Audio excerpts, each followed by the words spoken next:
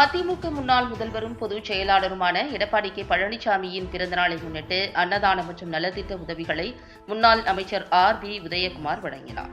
மதுரை மாவட்டம் உசிலம்பட்டி அருகே செல்லம்பட்டி ஒன்றியத்துக்குட்பட்ட பன்னியான் கிராமத்தில் அதிமுக முன்னாள் முதல்வரும் பொதுச் செயலாளருமான எடப்பாடி கே பழனிசாமி 71வது பிறந்த நாளை முன்னிட்டு 100 கோவில்களில் வழிபாடு 100 நாட்களுக்கு அன்னதானம் வழங்கும் நிகழ்வில் முன்னாள் அமைச்சரும் எதிர்க்கட்சி துணைத் தலைவருமான ஆர்.பி. உதயகுமார் பங்கேற்று அன்னதானம் மற்றும் நலத்திட்ட உதவிகளை வழங்கினார். முன்னதாக பன்னியான் கிராமத்திற்கு அருகில் உள்ள கணவாய் கருப்பசாமி கோவிலில் சுவாமி தரிசனம் செய்தார்.